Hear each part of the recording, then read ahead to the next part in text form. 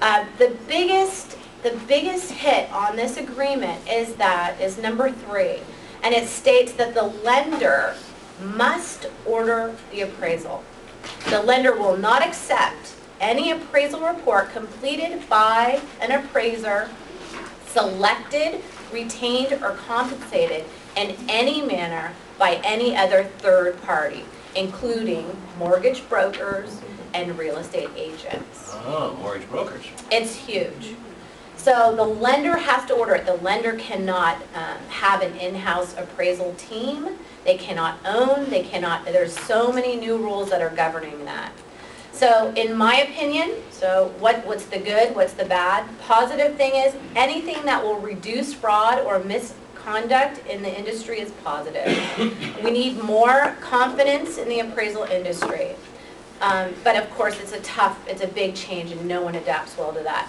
The negative side to that is 25 years of experience, 30 years in the industry. Your reputation is no longer considered an asset. It's reduced to an appraisal management system.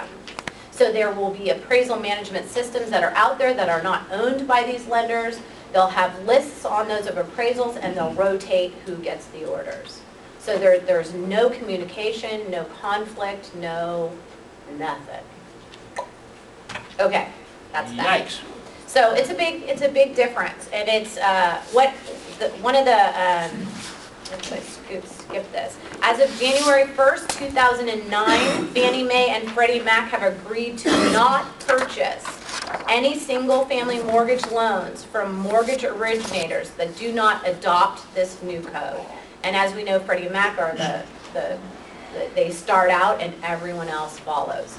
And the industry is already changing. There's already a lot of mortgage brokers and lenders and originators that are starting to use these management systems. Okay, so 3 is what's going on with values. Everybody's like, what has been the effect of the mortgage meltdown on values in San Francisco, San Mateo, Santa Clara? Substantial. Values are declining and continue to decline, and from what economic forecasters are quoting, we're in the middle of it. Short sales, foreclosures, and REOs are popping up everywhere. There were pockets that seemed to be untouched, and now it's trickling in. We're starting to see the effect in those areas that seemed untouched.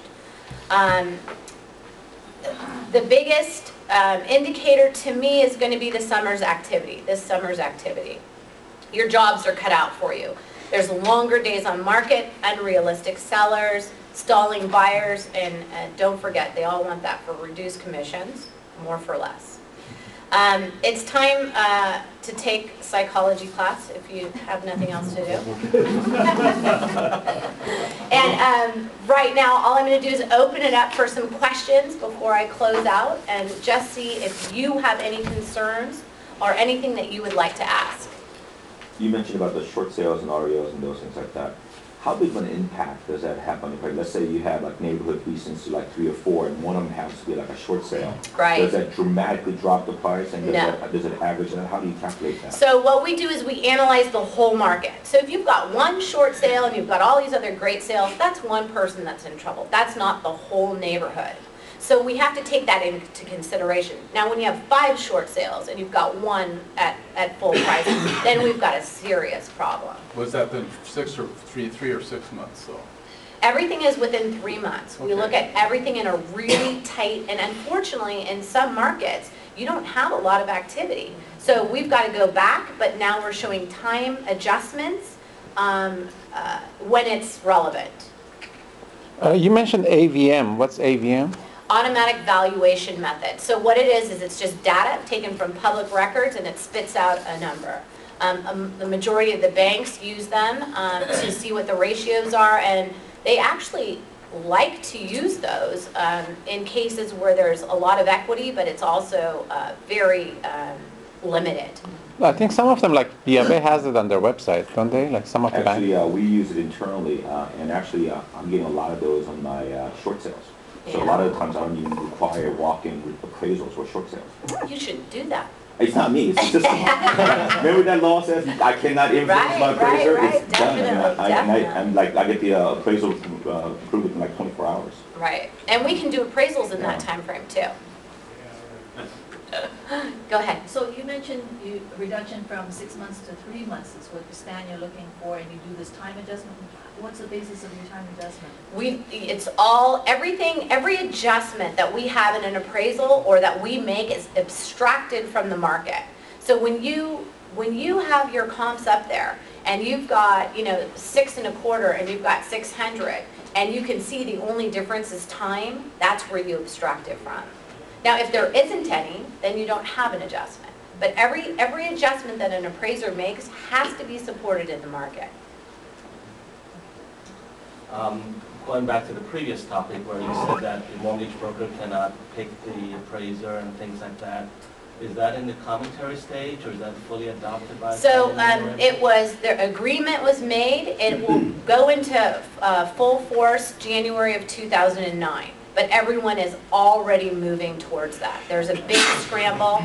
They had it open for conversation. It was the first time, it was actually wonderful because the realtors and the Mortgage Association and the Appraisal Institute, everyone came together because everyone is affected by it and put in their comments. And so it's under, it's a pot that's stirring right now. So there will be some changes, but it's, it's definitely going to That's the stay the way it direction is. right And this is the fallout from the WAMU lawsuit in Yeah. New York, with all the, hanky-panky stuff going on with their designated appraiser they had going on with the National, or whatever that company was. Mm-hmm. And that's why now, all the banks, all your direct lenders have already doing this for the past 6-9 months. We're We're doing a lot of FHA loans right now. Are you FHA approved? Yes. That's So good. everybody has, that's another shift, is everyone is seeing the FHA, so appraisers, we're just like anybody, you have to move to the next, oh, we gotta go over here and get approved, and we've gotta go and do this, and you just move with what's going on. Okay, you made a comment about the fact that realtors are coming in, or whatever, they're coming in with appraisal values to justify the offer price or whatever. Can you work it backwards? If you have listings that aren't selling, trying to convince the seller that their price is wrong? So I had two scenarios. One was on the, So who ordered, the seller would have to order? on both cases, so it was a different person each time.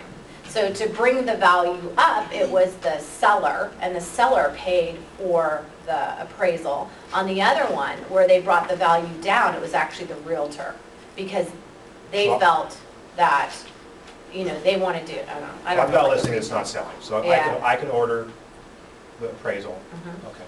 Oh, for sure.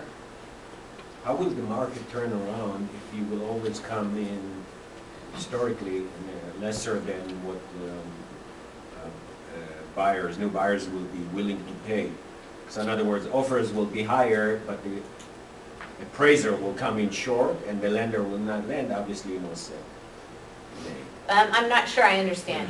In other words, how is anything ever going to appreciate if the system is set up for flat or declining prices? It won't.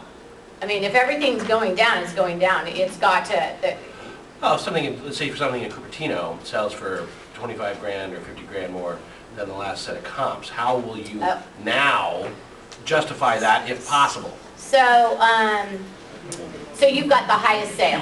Yeah. You've got the highest sale, it's the best, it's the awesome, you better have a cash buyer. Just kidding. So,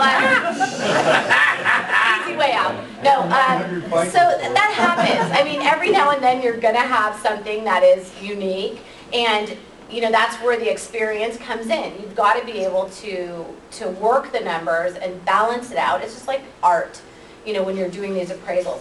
If it is, for sure, the highest and the best, and there's nothing that's out there, sometimes it cannot be supported. Our job is to try and substantiate that in the market and pull it from somewhere.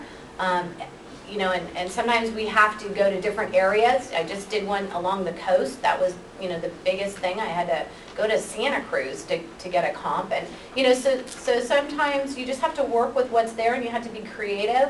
But yeah, if it's the one thing that is the biggest and everybody wants it at that time frame, it can be a struggle. I just finished up the other side of town a buyer for about 2 months looking at so many short sales and REOs. So my question is this,